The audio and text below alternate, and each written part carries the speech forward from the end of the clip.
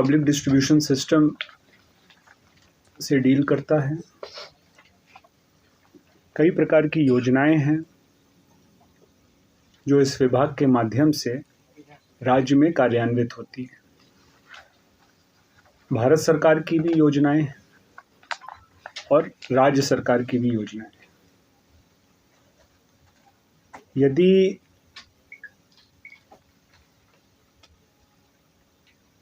Importance के terms में देखें तो सबसे महत्वपूर्ण योजना राष्ट्रीय खाद्य सुरक्षा अधिनियम का कार्यान्वयन है। 2013 में यह अधिनियम संसद के द्वारा पारित हुआ था।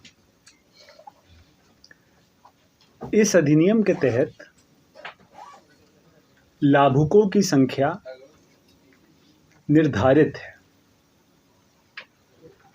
2,64,25,385। इसमें दो प्रकार के लाभुक हैं। अंत्योदय, जिसमें प्रति परिवार 35 केजी अनाज दिया जाता है, और दूसरा प्रायोरिटी हाउस होल्ड, जिसमें 5 केजी पर मेंबर दिया जाता है। दोनों के मेंबर्स को मिला के जो संख्या मैंने बताई वो है।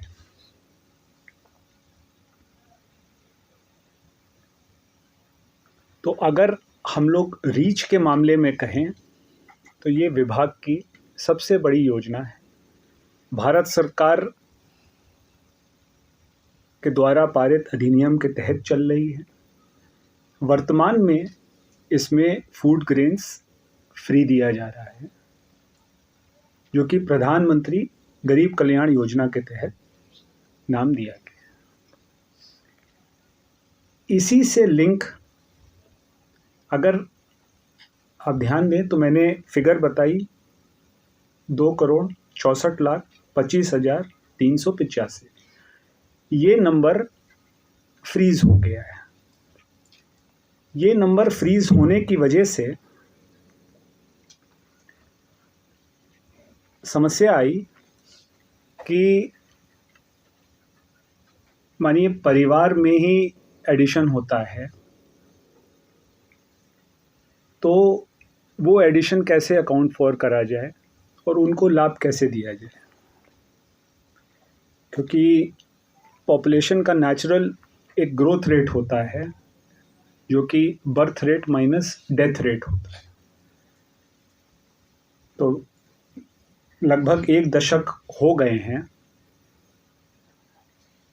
नंबर को अगर कांस्टेंट रखते हैं तो हम लोग ये अज्यूम करेंगे कि कई सारे लोग ऑटोमेटिकली इस अम्ब्रेला के बाहर जा रहे हैं।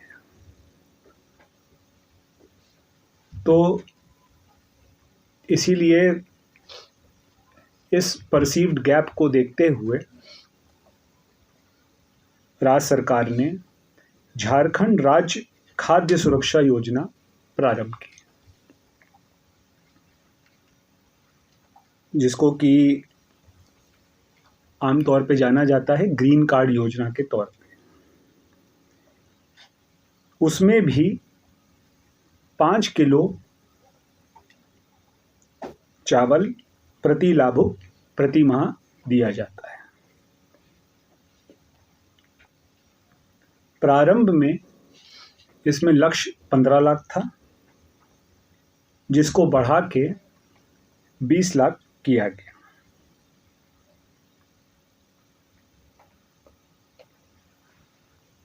इसमें जो राज्य सरकार के द्वारा निर्णय लिया गया कि यदि कोई व्यक्ति अप्लाई करता है तो उसे पहले इसी योजना के तहत आच्छादित किया जाता है।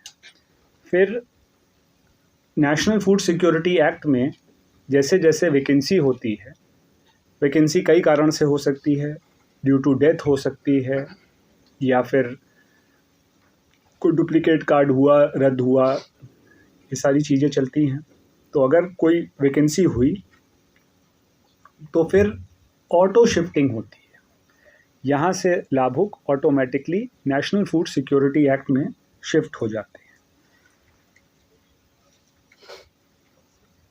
वर्तमान में शिफ्टिंग के बावजूद अभी झारखंड राज्य खाद्य सुरक्षा योजना अंतर्गत 15,32,865 लाभुक इसका लाभ ले रहे हैं। अभी तक टोटल 33,16,489 लाभुक आच्छादित हुए थे, जिसमें से कई सारे शिफ्ट हो गए। जो बचे हैं वो नंबर 15 लाख से अधिक है। तो ये हम लोग की अगर दोनों को जोड़ के देखा जाए तो इम्पोर्टेंट फूड सिक्योरिटी स्कीम्स हैं। जो नेशनल फूड सिक्योरिटी एक्ट है उसमें शहर में गेहूं भी दिया जाता है।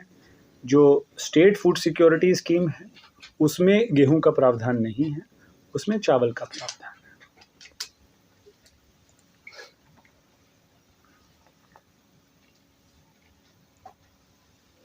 इनके अतिरिक्त पैडी प्रोक्योरमेंट की स्कीम काफ़ी समय से चल रही है, राज्य में 10 वर्ष से अधिक से चल रही है। इस वर्ष भी धान अधिप्राप्ति की जा रही है। झारखंड स्टेट फूड कॉरपोरेशन इसके नोडल एजेंसी है। MD Jharkhand state food corporation के हम लोग के साथ हैं यहाँ पे यतीन्द्र दास जी, वो बगल में बैठे हैं। इसमें मिनिमम सपोर्ट प्राइस 2,183 रुपये भारत सरकार के द्वारा निर्धारित है और 117 रुपये प्रति कुंटल है। और 117 रुपये प्रति कुंटल की दर से हम लोग बोनस दे रहे हैं। तो टोटल किसान को 2300 रुपये प्रति कुंटल की दर से पेमेंट हम लोग को करना है। इस वर्ष के अगर धान अधिप्राप्ति से संबंधित महत्वपूर्ण निर्णय में बोला जाए तो एक हो गया बोनस जो 117 रुपये है, जिसकी वजह से किसानों को 2300 रुपीज़ प्रति कुंटल प्राप्त होगा। इसके अलावा दूसरा बिंदु है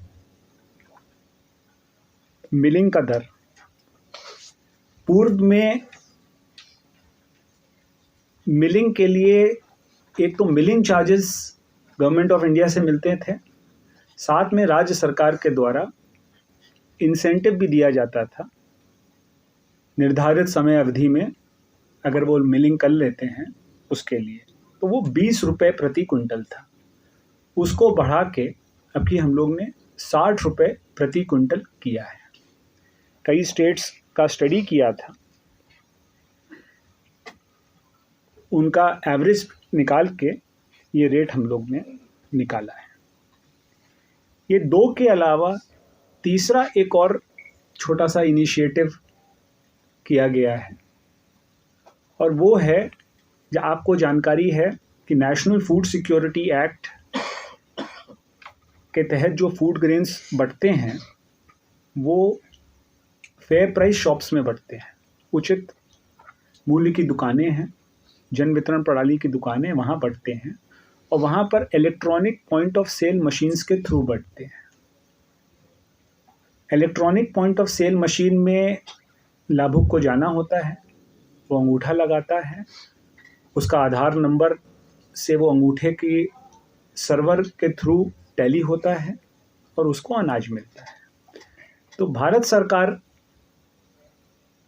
के दिशा निर्देश के आलोक में इस साल धान अधिप्राप्ति में भी हम लोग ने ये प्रक्रिया चालू की है। डिटेल अभी आपको उपलब्ध कराते हैं। तो सर, इसमें कहा जा सकता है कि ये जो पेट्रोल वाला स्कीम है ये फेलियर है? वर्तमान में इंथुजियास्टिक रिस्पांस नहीं है। तो कोई भी आंकड़ा सर जब से चालू हुआ है या वो हम आपको अभी उपलब्ध करेंगे। अच्छा अभी एक आपको सवाल और है सर, ग्रीन कार्ड से लेके हाँ मई के बाद से आप लोग सप्लाई नहीं कर पा रहे। नहीं, उसमें आप इशू समझिए।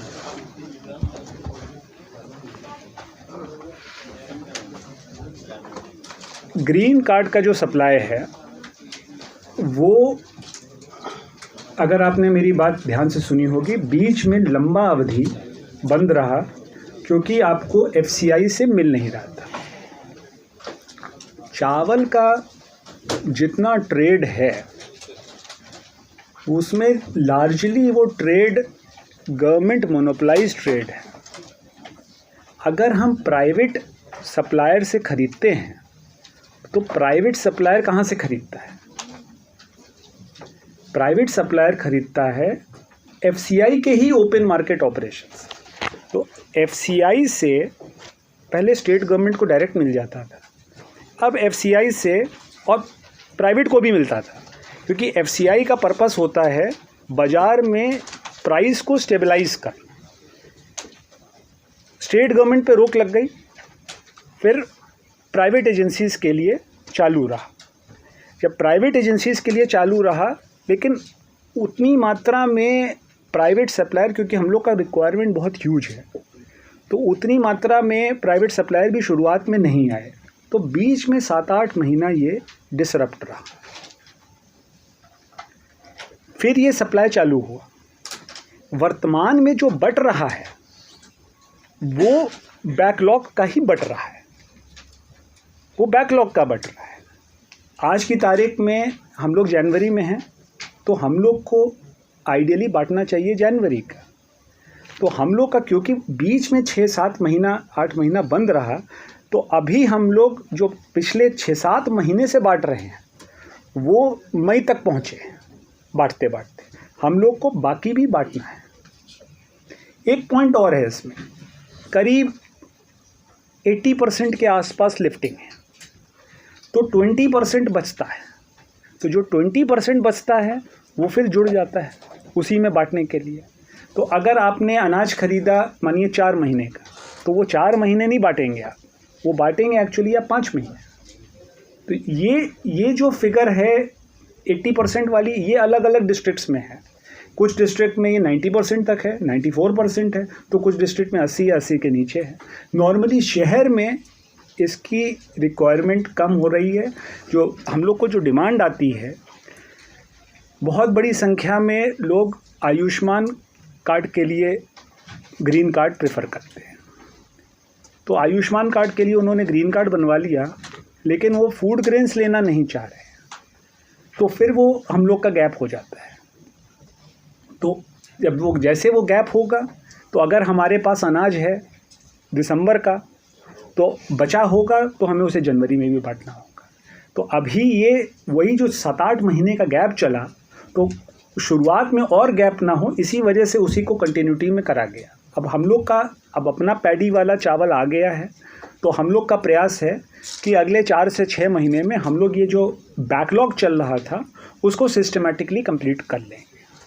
सर, एक शिफ्ट करने का मामला है कि राष्ट्रीय खाद्य सुरक्षा अधिनियम के तहत ग्रीन कार्ड वाले को शिफ्टिंग किया। हाँ, मान लिए अभी वैकेंसी खाली हुई, अभी के समय में आप शिफ्ट कर दिए, लेकिन जो ये गैप उनका बच गया मई के बाद से अभी तक का राशन, तो ये गैप की क्षतिपूर्ति कैसे होगी? दूसरी चीज कि दाल वितरण की बात आप कह रहे हैं कि हम लोग शुरू कर दिए, लेकिन आज का डाटा आपका बताता है एक भी लाभुकों को दाल नहीं मिला है अभी तक।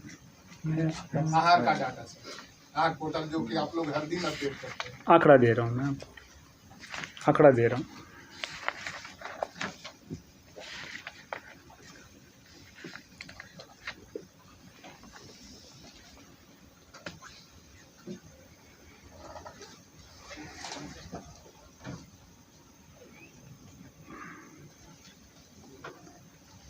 चना दाल में हम लोग का अभी तक जो अलॉटमेंट था वो था 65,323 क्विंटल्स। इसका इंडेंट गया था। इसके तहत हम लोग को जो क्वांटिटी रिसीव हुई वो 64,798 रिसीव हुई है।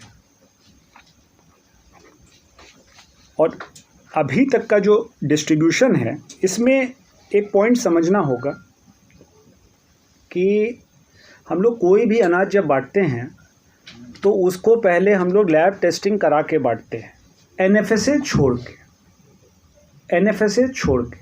एनएफएसए का फूड ग्रेन सारा का सारा गवर्नमेंट ऑफ इंडिया दे रहा है, तो उसमें वो फूड कॉरपोरेशन ऑफ इंडिया की रिस्पॉन्सिबिलिटी होती है। उसको छोड़ के चाहे शक्कर आए, चाहे नमक आए, चाहे चना की दाल आए, चाहे ग्रीन कार्ड वाला चावल जब जो हम लोग टेंडर के थ्रू प्रोक्योर कर रहे थे वो हो, तो उन सब प्रोसेस में हम लोग पहले टेस्ट लैब से टेस्ट होता है, रैंडम सैंपल की टेस्टिंग होती है, तब आती है। अक्टूबर नवंबर में आप लोग में से कई लोग थे जब नवंबर वाला कार्यक्रम में ही ये योजना चालू हुई थी।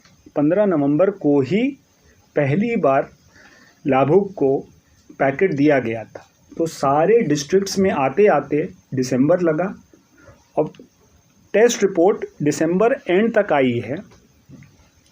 इनफैक्ट पाकुड़ में टेस्ट रिपोर्ट 8 जनवरी को आई है। तो डिस्ट्रीब्यूशन अभी तक 23,676 23,676 कुंटल का डिस्ट्रीब्यूशन है, जो कि 36.25% है उस मंथ का, एक मंथ का अभी चालू हुआ है। आगे के भी इंडेंट नेफिड को जा चुके हैं और हमारे अगले 4-5 महीने का सप्लाईज हम लोग ने सिक्योर कर लिए हैं, उनके पेमेंट जा चुके हैं। एक सेकेंड, मैं अपडेशन का चेक कर लूँगा। हाँ, सितंबर सिलेक्ट करिएगा, जिस मंथ का डिस्ट्रीब्यूशन है तो दिखेगा, वो आप जनवरी सिलेक्ट। हाँ, ये सितंबर का है, क्योंकि गवर्नमेंट ऑफ इंडिया को इंडेंट जब हम लोग ने भेजा तो हम लोग